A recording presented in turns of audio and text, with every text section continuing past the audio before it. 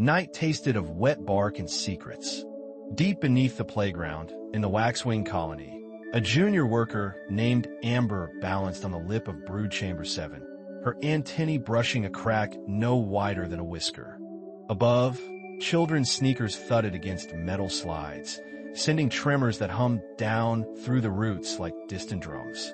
Most sisters ignored the noise, but Amber heard possibility in every vibration.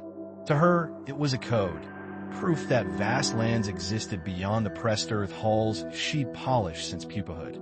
The chamber glowed with larval silk. Nurse ants waddled past, their mandibles sticky with sap glue, murmuring about quotas.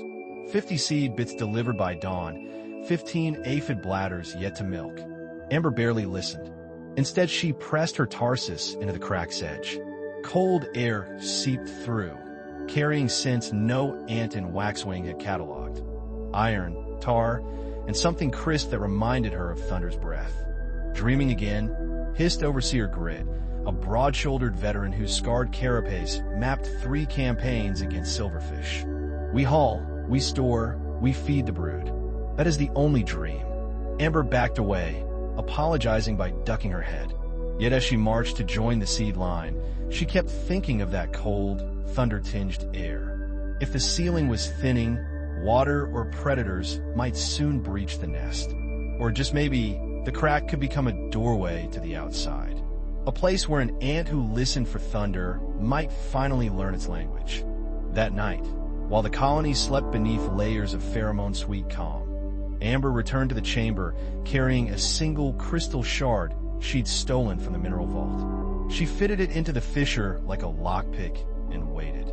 Moonlight slid through the shard, spraying silver dots across the dirt, tiny stars on the floor. Amber traced one with her foreleg and whispered, "Show me what lies above." Somewhere in the darkness overhead, a metal bolt shifted with a soft, promising click. The cracked ceiling had started to listen. The next dusk cycle, Amber's single shard of moonlight had grown into a ragged fissure wide enough to let in a cool, steady breeze. It smelled like asphalt after rain, metallic and wild. As she measured the gap with her antennae, she heard a faint thrum coming from somewhere above, a pulse that matched her own heartbeat but slower, heavier, almost regal.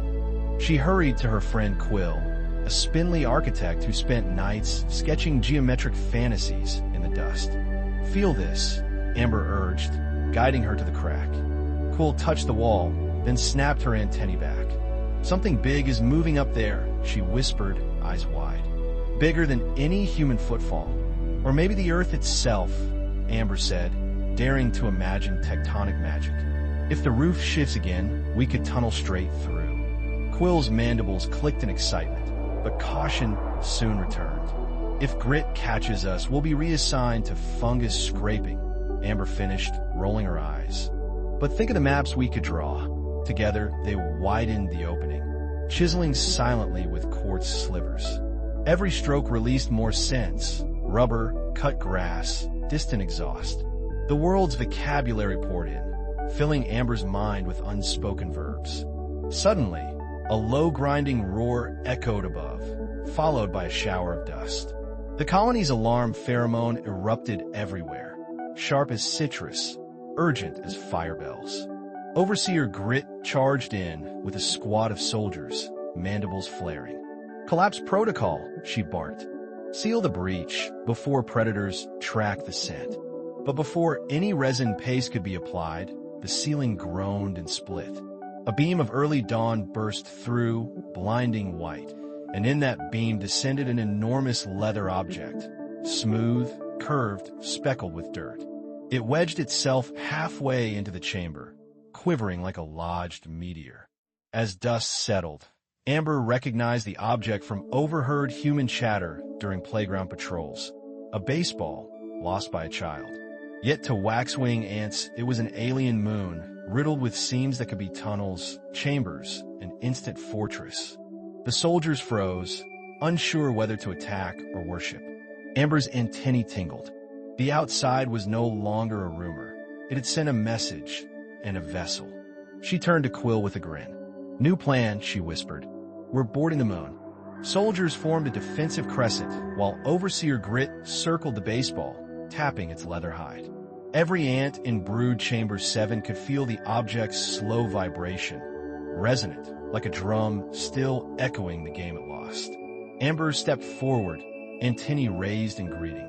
"Permission to scout the foreign body," she said, trying to keep the tremor from her voice. Grit's eyes narrowed. "You poke the hole. You own the hazard. Take 3 and make it quick." Amber chose Quill, of course, and Sable, a soldier renowned for climbing vertical shafts by sheer leverage and stubbornness. The trio scrambled up the baseball's red stitch seam. Each stitch was a canyon, every crease a valley. Above them, sunlight poured through the fissure like liquid gold, glinting off their carapaces. At the summit, they discovered an opening where a leather panel had torn. Inside lay a wonderland of tightly wound yarn, soft, springy, multicolored. It smelled of cotton fields and coastal salt. Threads crisscrossed like endless avenues waiting to be charted. "A ready-made citadel," Quill murmured, her voice echoing in the yarn caverns. "Or a treasury," Sable added, testing the fiber's tensile strength. "One strand could reinforce half our floodwalls." Amber wasn't listening. She was translating the air. It carried distant notes, children's laughter, a dog's bark, the metallic squeak of swing sets. The outside was singing, and through this moonshell they could eavesdrop forever. She tapped a rhythmic code along the leather, sending vibrations back to the ants below. Safe, rich, expand. Moments later, nurses and porters began swarming up ropes fashioned from spider silk, eager to strip salvage. Overseer Grit climbed last, her stern face softened by awe. "You cracked open a sky stone," she admitted grudgingly. "Maybe the colony needs more thunder listeners." Amber felt a flare of pride, but also a tug of urgency. If a child returned for the lost ball, the nascent outpost would vanish in one careless scoop. They had to relocate the moon deeper into the nest or camouflage it before sunset. Quill unfurled her dust sketches across a yarn plateau. "We carve exit tunnels here, here, and here," she proposed, marking nodes like star maps. "Then we anchor with resin braces. By nightfall the ball becomes a revolving gate, both shield and doorway." Sable slammed her forelegs together. "And if anything larger than a termite follows the scent trail, they'll meet my mandibles." Amber smiled. The sky had sent them a challenge, and Waxwing would answer with architecture and audacity. Somewhere far above, thunder rumbled, as if applauding the moonwalker's first steps. Quill's sketches became blueprints within minutes. Nurse teams glued silk ladders along the baseball's seams, while Sable hammered resin stakes into the chamber floor. At Amber's signal, the workers chewed away a wedge of dirt beneath the western stitch, and gravity did the rest. The moon lurched, pivoted, and rolled deeper into Waxwing, carving a round corridor behind it like a self-propelled drill. Ants clung to stitches, cheering as the spheres settled in a new vault now lit by shafts of stray dawn. Inside, Amber and Quill sliced through layers of yarn until they touched something springy and dark. A single cut released a scent of scorched rubber, the baseball's hidden core. It pulsed with stored energy. A gentle push made it wobble like a beating heart. "If we hollow out channels," Quill mused, "this core could absorb shockwaves from future quakes." "A living dam. Or a cannonball," Sable countered, gleefully picturing siege tactics. Before they could argue, the ground above rattled. Muffled yelps echoed. A dog, sniffing the playground for its lost toy. Dirt rained through the ceiling cracks. Overseer Grit barked orders. "Sound damp resin now." Workers smeared acoustical paste over the new tunnel, trapping vibrations inside. The dog's claws scraped closer, then wandered off, fooled by the sudden hush. Yet danger hadn't passed. Amber's antennae tasted an unfamiliar pheromone threaded through the dust, spicy, coppery, unmistakably foreign. Somewhere nearby, another ant colony had caught the rubber scent and was probing the perimeter. Amber tightened her mandibles. Waxwing had claimed the moon, but holding it would take more than clever carpentry. It would take diplomacy, maybe war, and certainly courage tuned to thunder. The foreign scent sharpened by the minute, peppery, laced with iron, until even the brood keepers twitched in alarm. Quill cross-checked colony archives and found a match. Red Spine Legion, a war-born tribe rumored to armor its soldiers with foil shreds and stitch scarlet beetle husks into their thoraxes. They prized exotic materials, and a leather sphere stuffed with springy treasure was the kind of bounty that could spark an underground crusade. Amber convened an emergency council atop the baseball's yarn plateau. Overseer Grit planted her forelegs like pylons. We barricade, we fortify, we grind them to crumbs. Quill unfurled a fresh dust map. Their tunnels approach from the east. Too many choke points. Any clash bleeds our nurseries first. Sable cracked her mandibles. Then we meet them outside. Moon ground gives us leverage. But Amber remembered the dog's scrape, the ceiling crack that was still uncured. A war here might collapse Waxwing entirely. She raised one antenna in a calm semicircle, a signal for parley. "We offer trade," she said, voice steady. "Yarn strand stronger than sinew, resin that muffles quake roar. In return, they grant us passage routes to the surface. 2 colonies holding 1 sky door." Grit bristled. "You trust raiders?" "I trust leverage," Amber replied. "They want treasure. We want peace. Let's give them a reason to guard, not gut our moon." Reluctantly, Grit ceded command of a delegation. Amber, Quill, and Sable would march to the frontier with one diplomatic gift, a braided rope of rainbow yarn as thick as a foreleg, proof of the ball's riches. If the Legion struck, Sable's blade-sharp mandibles would answer. If they listened, perhaps 2 tribes could share the thunder. As the trio set out through the freshly carved round tunnel, every step echoed inside the leather walls like hoofbeats in a warrior's drum. Behind them, waxwing ants sealed cracks, tuned shock damp channels, and whispered prayers to any god who understood engineering. Ahead, the air grew hot and metallic. Distant torch glows flickered ruby red. Amber flexed her antennae, feeling for the slow, regal thrum that had drawn her to the ceiling days ago. It was louder now, pulsing through the earth like a cosmic metronome. Thunder was coming, and with it the test of whether a moon could unite more than it divided. The tunnel widened abruptly into a vaulted cavern lit by ember pots, shards of broken glass filled with glowing fungus. Along the far wall stood the Red Spine honor guard, 6 towering soldiers clad in foil scale mail, thoraxes streaked with dried beetle lacquer, the color of fresh wounds. Their mandibles were filed into chisels, their antennae flicked in sharp, martial staccato. Amber advanced 3 paces, lowered her head, and laid the rainbow yarn rope across the stone like a ceremonial bridge.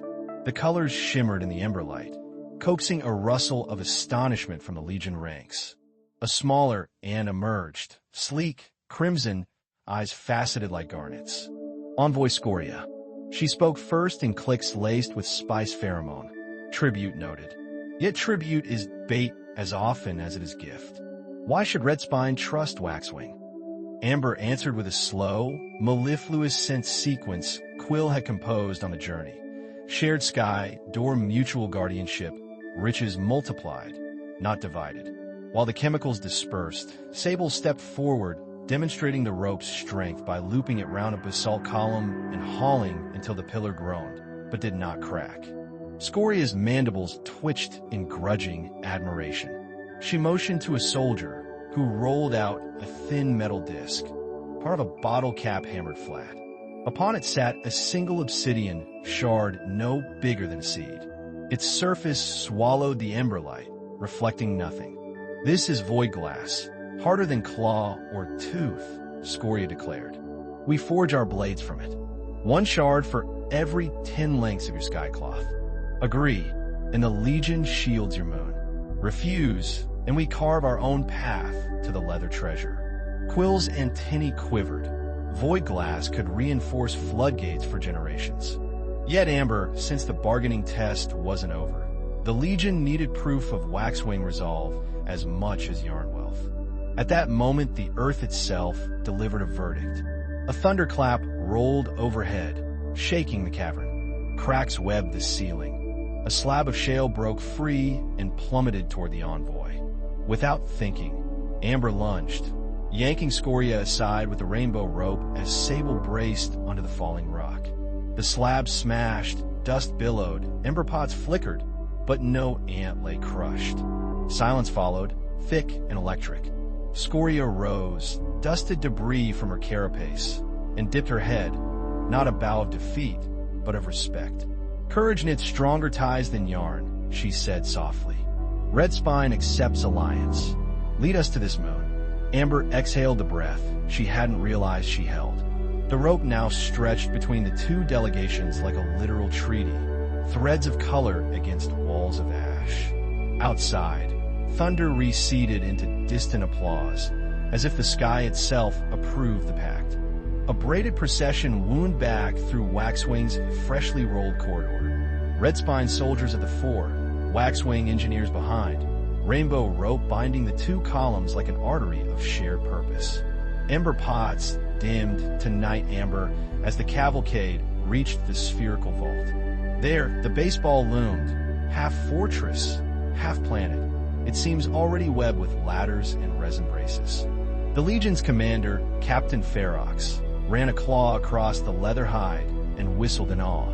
"A sky gift this grand would tempt any tribe within 5 root leagues," he muttered. "Your walls need fangs." Amber nodded. "Then let's give them dragon's teeth." Quill unfurled new schematics. Spiral bastions carved through the ball's yarn heart, lined with void glass shards mounted by Sable and Ferox's smiths. Each bastion would spin on resin hinges, turning the moon into a slow-moving citadel whose interior corridors could be clenched shut like jaws. Redspine masons took up obsidian chisels. Waxwing nurses wove shock pads from severed yarn tufts. As razors kissed rubber core, the sphere vibrated with a dull, orchestral boom, reverberating through the colony like the toll of some subterranean bell. Young larvae, hearing the sound, rolled over in their silk cradles and chirped with delight. But Amber's antennae tuned beyond joy. She caught a new frequency, rapid, rhythmic metallic. Clang, clang, clang. Quill froze, calculating angles. The sound came from above, not within. Humans. A maintenance crew replacing playground bolts at sunset. If they spot the ceiling breach, they'll pour concrete, Quill warned. And seal our sky door forever, Ferox added grimly. A plan took shape as swiftly as thunderclouds. They would rotate the moon one final time, rolling it upward to plug the fissure from below like a cork. At dawn, when the humans departed, they'd roll it back and reopen the portal. But the maneuver demanded perfect coordination. One slip, and the sphere could crush half the nursery. Amber stepped onto the highest resin brace, voice carrying through echo tubes. "All units, on my drum signal, heave. Redspine north side, Waxwing south. Let the moon hear our pact." Sable raised her mandibles and clacked 3 deliberate beats against the leather. Boom, boom, boom. The great ball shuddered, then began to roll, slow, deliberate, grinding a fresh trench while engineers guided larvae out of harm's path. Above, concrete dust sifted through cracks. A human hammer paused, perhaps puzzled by the faint seismic wobble. Then the ball locked into place, leather sealing the fissure so neatly it looked sculpted by gods. The clangs resumed overhead, unknowingly hammering atop an ant-forged miracle. When silence finally reclaimed the tunnels, Amber wiped resin from her limbs. The leather moon sat wedged against the ceiling, heartbeat steady. Around her, Waxwing and Redspine ants chittered in a shared language, laughter. "Tonight," Ferox declared, 2 tribes stand under one roof and hold it aloft. Thunder, distant yet approving, rolled across the buried vaults. Amber smiled, sensing the metronome of the sky, ticking toward a future neither colony could yet imagine. 3 nights later, the barometricon that Amber had first tasted returned. This time a growl, so low it rattled quartz veins like tambour strings. Quill's airflow gauges hissed at maximum. Lark moss on the tunnel walls curled inward, as if bracing for impact. Over the distant playground, a supercell thunderstorm assembled, its pressure front pressing on the colony's ceiling like an astral foam. Inside the leather moon, waxwing architects and red spine masons gathered for an emergency conclave. Quill spread a dust map that quivered under unseen static. If the storm stalls overhead, she warned, rainwater will percolate through every microfissure. A flash flood could uproot the moon cork or drown the brood behind it. Captain Ferox unsheathed an obsidian saber and traced a spiral on the map. Then we forge the water's path before it forges its own. We build storm guts, twin helical sluices that channel runoff around the vault and out the old drainage route. Amber's mind raced. They had hours, perhaps less. She climbed the corked side of the sphere and felt an icy draft already sneaking through hairline gaps.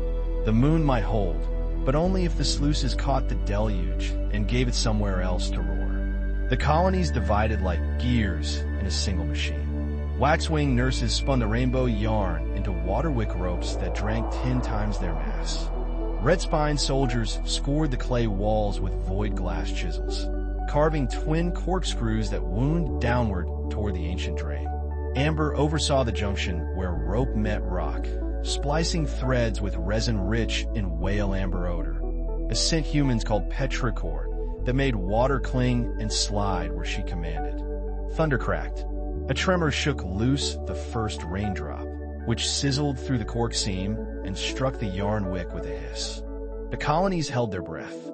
More drops followed, then a torrent, then a roaring river. The storm guts swallowed it, ropes fattening, clay sluices singing as water rushed past in glistening ribbons.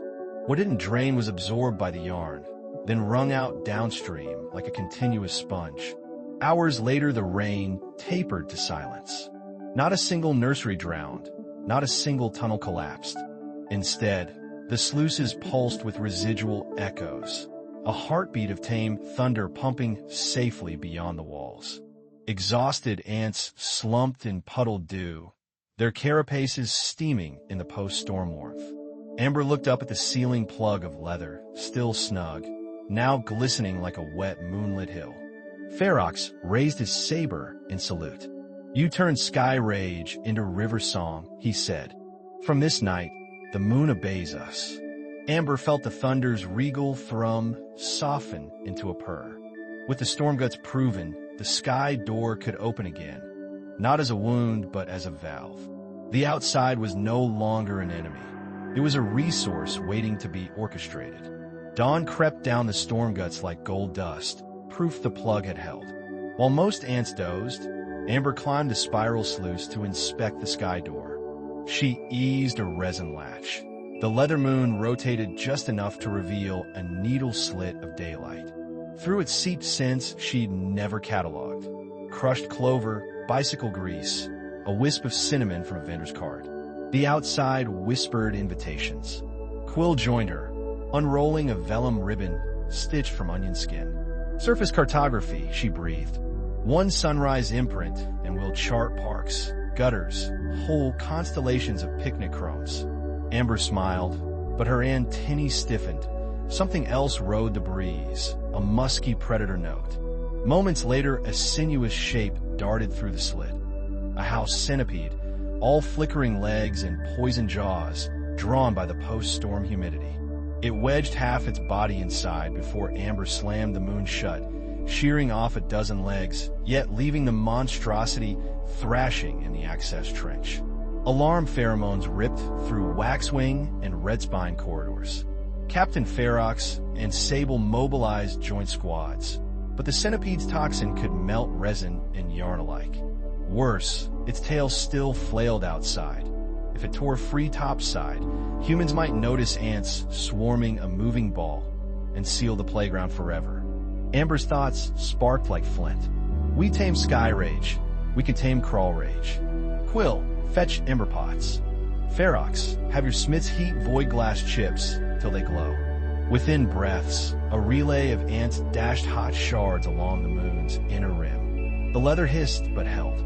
They reopened the slit just wide enough. Sable lassoed the centipede's body with yarn saturated in ember oil. When Amber gave the word, Ferox skewered the loop with a red-hot obsidian hook. The creature recoiled, tail slapping daylight, but the molten glass cauterized its wound and welded yarn to chitin, turning predator into counterweight. All soldiers heaved. The centipede's own panic yanked it outward. Its momentum helped roll the moon back into seal position. A final shriek echoed, then silenced. Above, a startled pigeon flapped away, humans none the wiser. The vault stank of scorched leather and victory. Nurses quickly bottled centipede venom. Quill salvaged leg fragments for compass needles. Amber leaned against the warm sphere, pulse matching the distant thunder she once feared. Now the sky door stood secure, and Waxwing possessed a living map pointer, toxin supply, and proof that two tribes, once strangers, could choreograph danger into triumph. She looked at Ferox, at Quill, at sable streaked with soot, and felt the horizon expand inside her chest. Tomorrow, she said, we don't just peek at the world, we step into it. But when we do, we go together. Thunder rolled far off, not a growl, but a drum roll, heralding a future that would require one last, audacious page. At the next dust tide, thunder pulsed soft and slow, like a giant's heartbeat at rest, signaling one clear weather window before the city's summer storms returned. Waxwing and Redspine gathered in the vaulted moon chamber, carapaces buffed, antennae laced with ochre to mark unity.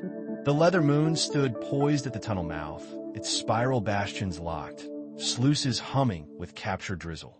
Tonight the sphere would roll upward, not to seal but to open. Captain Ferox lifted an obsidian shard that now served as joint standard, a ribbon of rainbow yarn knotted around void glass, colors, and shadow braided. Two banners, now one, he proclaimed. Let it taste the wind. Amber stepped forward, her voice a clear chord amid the hush. We leave no hatchling unguarded, no tunnel untended. Surface scouts will map, trade, and learn. And when thunder calls, the sky door will answer, not in fear, but in welcome. Sable struck the leather with 3 measure blows. Boom, boom, boom. The moon rotated on resin tracks, claws pushing, hearts pounding. Light speared through the widening seam, flooding the vault with raw sunset. Oranges, violets, the fierce gold of a world unroofed. Warm air rushed in carrying clover, exhaust, distant carousel music. Ants inhaled as though drinking sunlight.